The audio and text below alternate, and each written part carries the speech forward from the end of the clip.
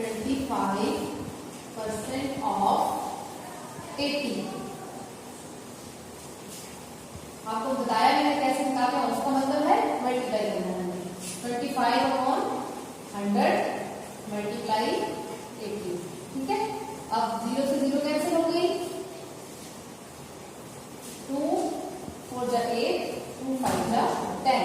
ठीक है, 5 से 25 करके 5 1 जा 5, 5 5 जा 25। तो क्या बच गया हमारे पास 5 मल्टीप्लाई 4, इट मीन्स कितना आ गया 20 रुपीज 20। अब देखो हमारे पास आ गया 25% ऑफ 80 क्या आ गया रुपीज 20। हमने निकाला है find the amount which is 25% से लेस है। अगर हमारे पास 80 है तो उसका 25% क्या हो गया 20। तो हमारे पास अमाउंट क्या आ गया, amount 80 minus 25% of 80 means 80 minus 20, it means 60 rupees 60. That is the answer.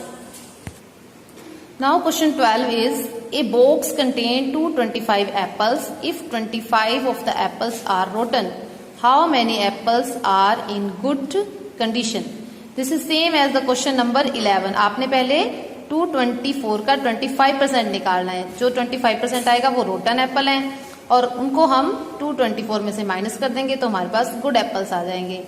So this is homework for you. Now question number 13। In the examination 95% student passed and 40 student failed. Find the total number of student who appeared in the exam. So let's start to solve this sum. देखो हमारे पास ये examination 95 student पास, तो पास student कितने हो गए, पास students कितने हैं 95%। तो इसका मतलब फेल स्टूडेंट कितने हो गए, फेल स्टूडेंट्स। आपको पता है कि टोटल परसेंटेज हमेशा 100 होती है।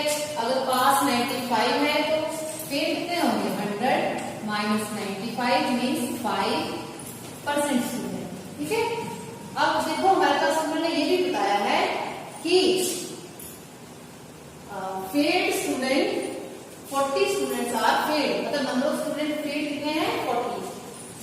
Number of student failed is equal to 40। ये परसेंटेज है स्टूडेंट की और ये स्टूडेंट है 40 स्टूडेंट है और वैसे ही परसेंटेज कितनी है 5%।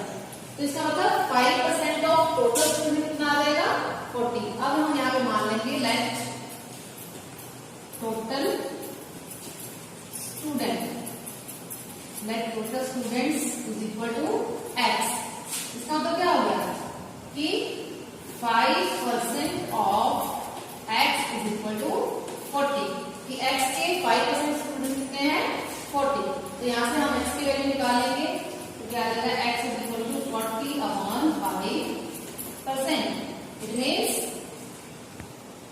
x is equal to 40/5%। तो क्या आ गया x इज इक्वल टू 40/5 और परसेंट का 100 अब पहले था तो यहाँ हो जाएगा। ठीक है, 5 से 100 को काट दो, 5 1 जा 5, 5 20 जा 100। तो x कितना आ गया 40 मल्टीप्लाई 20 आ गया 800। इसका मतलब फील्ड स्टूडेंट कितने हैं, सॉरी टोटल स्टूडेंट कितने हैं 800। ठीक है, ये क्या है हमारे टोटल स्टूडेंट और उसमें से फेल कितने हैं 40। ठीक है, फेल 40 तो पास कितने हो गए, पास स्टूडेंट होने वाले 800 माइनस 40 मीन्स 760 स्टूडेंट्स। 760 स्टूडेंट जो है वो पास स्टूडेंट है। So that is the solution of question number 13। Question number 14 is price of TV after 20% increase is ₹2400.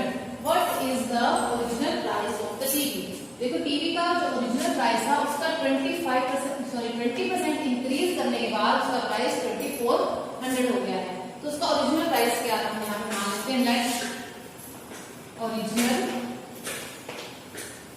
Price is equal to x।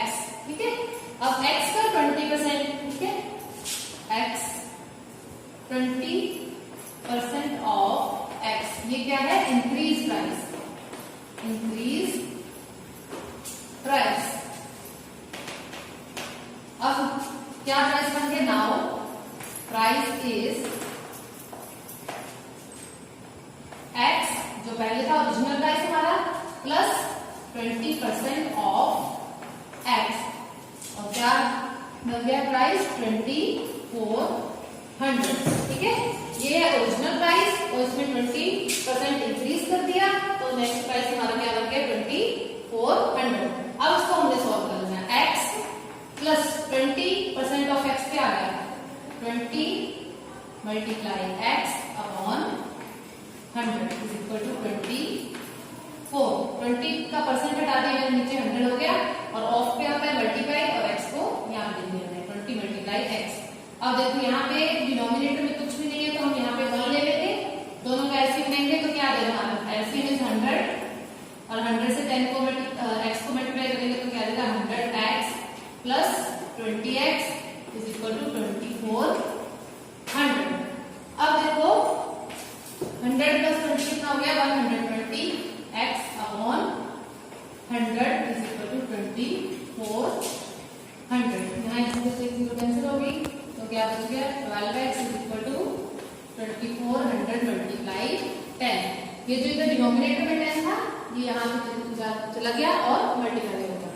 अब नेक्स्ट जो x के साथ 12 है तो यहाँ पे डिवाइड हो जाएगा 24 30 ये 10 के साथ मल्टीप्लाई हो गया 30 बन गया यहाँ पे 12 के साथ 24 को काट दो, 12 पूजा 24 साथ में 30 और आ गया, तो x is equal to 2000। It means original price क्या था टीवी का 2000, 20% इंक्रीज करने के बाद उसका प्राइस क्या बन गया था 2400।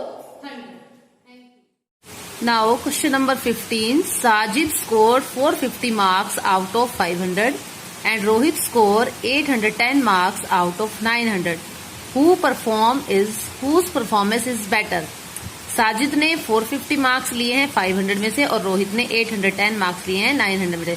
तो किसने ज्यादा अच्छा परफॉर्म किया है? तो हम दोनों की परसेंटेज निकाल लेंगे कि दोनों के कितने कितने परसेंट मार्क्स आए हैं। So let's start to solve. तो साजिद स्कोर, आप कैसे लिखते हो स्कोर? जब आपके जो मार्क्स आते हैं ऐसे लिखते हैं ना आप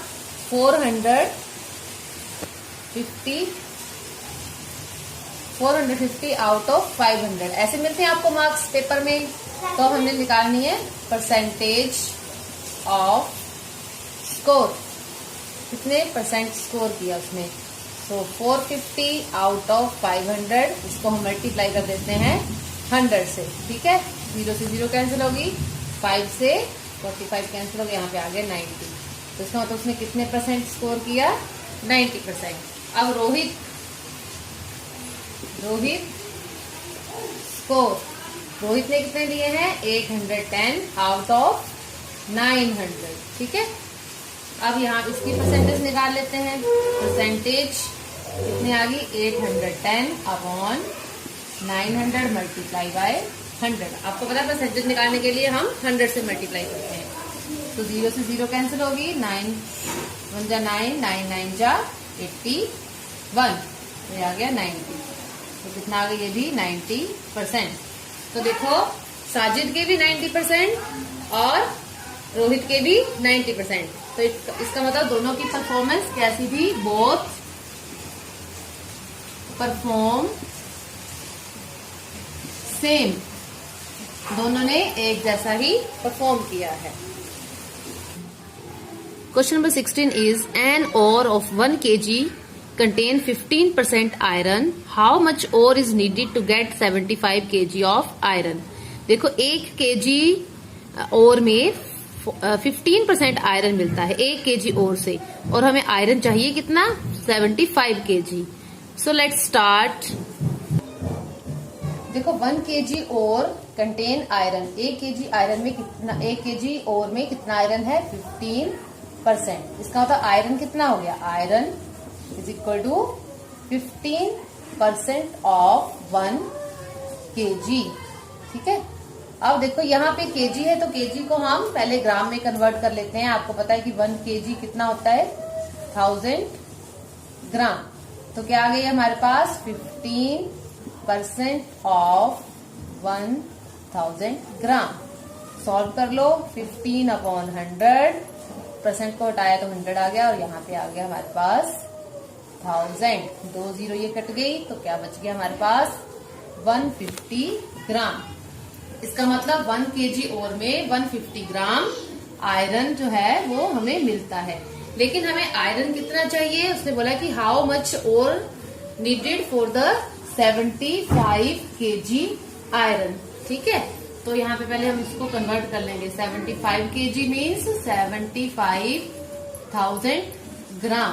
ठीक है, 75 kg मीन्स 75,000 ग्राम।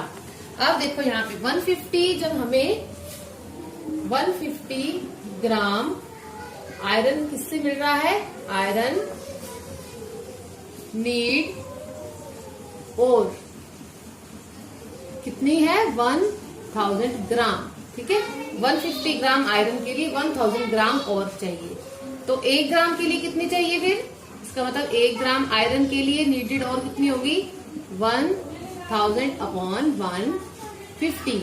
और हमें चाहिए कितनी है 75,000 ग्राम। हमारे पास यूनिट सेम होने चाहिए, इसलिए हमने इनको ग्राम में कन्वर्ट कर लिया। ठीक है, तो ये क्या आ गया 1000 अपॉन 150 मल्टीप्लाई 75,000। अब देखो 1 0 यहाँ कट गई, 15 1 जा 15, 15 5 जा 75। तो ये क्या आ गया हमारे पास 5 लाख ग्राम। अब इसको किलोग्राम में कन्वर्ट करेंगे तो क्या आ जाएगा, 3 डिजिट छोड़ के डेसिमल लगाना है। इट मीन्स क्या आ गया हमारे पास 500 kg और ये क्या आया हमारे पास आंसर 500 kg और मतलब 150 ग्राम आयरन के लिए हमें 1 kg और चाहिए थी और 75 kg आयरन के लिए हमें 500 kg और चाहिए। Now question number 17. Population of a city is 3,45,000, out of which 45% population is female. Find the population of males. This is very simple. 45% हमें males, females दी हुई हैं, जो बाकी बचे वो क्या रह गए males। तो आपने क्या करना है, पहले 45% ऑफ 3,45,000 निकाल लेना है। जो आंसर आएगा उसको फिर आपने 3,45,000 में से ही माइनस कर देना है। So now next question. Now question number 18 is a number is increased by 20% then decreased by 20%. Find the net increase or decrease percent. एक नंबर जो है वो पहले 20% इंक्रीज होता है, उसके बाद फिर वो 20% डिक्रीज हो जाता है। तो हमने नेट बताना है कि टोटल वो इंक्रीज हुआ है या डिक्रीज हुआ है परसेंटेज में। So let's start to solve this sum. तो सबसे पहले हम मान लेंगे let number is equal to x. अब देखो इंक्रीज हुआ, सबसे पहले वो इंक्रीज कितना हुआ है 20%। इसका मतलब हम इसका इंक्रीज निकाल लेंगे कि इंक्रीज नंबर कितना आ गया, increase number 20% of x. 20% of x क्या आ गया 20 अपॉन 100 मल्टीप्लाई एक्स। 0 से 0 कैंसल, तो ये क्या आ गया 2x अपॉन 10। ठीक है, अब ये आ गया हमारा इंक्रीज। अब नया नंबर क्या बन गया हमारे पास, इंक्रीज होने के बाद देन न्यू नंबर। अब देखो ना, पहले नंबर क्या था x, अब 20% इंक्रीज होके क्या आ गया 2x अपॉन 10। तो नया नंबर क्या बन गया, जो पहले नंबर था x और उसमें 20% इंक्रीज कर दिया, यानी 2x अपॉन 10 उसमें बढ़ गया। तो इसको हम एलसीएम लेके ऐड कर देंगे, तो यहां से ये बन जाएगा 10x प्लस 2 12x अपॉन 10। ठीक है, अब नया नंबर, अब उसके बाद ये डिक्रीज हुआ है, तो डिक्रीज कितना हुआ है, डिक्रीज हुआ है 20%, डिक्रीज भी 20% हुआ है। इसका मतलब अब डिक्रीज नंबर निकाल लेंगे हम इसका, डिक्रीज नंबर क्या आ गया 20% ऑफ इस नंबर का डिक्रीज हुआ है ना 12x अपॉन 10। तो ये क्या आ गया 20 upon 100 multiply 12x upon 10।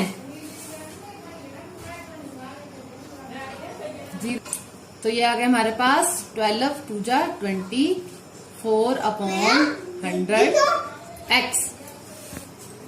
24/100x। तो ये क्या आया हमारा डिक्रीज नंबर। इंक्रीज नंबर हमारा क्या आया था, ये हमारा था इंक्रीज नंबर और ये आ गया हमारा डिक्रीज नंबर। ठीक है, अब हमने क्या निकालना है, नेट इंक्रीज और डिक्रीज। अब आप देखो इंक्रीज नंबर है 2x/10 और डिक्रीज नंबर है 24/100x। तो हम इसको माइनस कर देंगे, 24/100x माइनस 2x/10।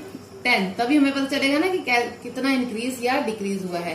तो एलसीएम ले लेंगे, एलसीएम आ जाएगा हमारे पास 100, तो ये आ गया हमारे पास 24x माइनस, यहाँ पे देखो 100 को 10 से डिवाइड करेंगे तो 10 आ जाएगा, यानी कि 10 को 2 से मल्टीप्लाई करके 20x।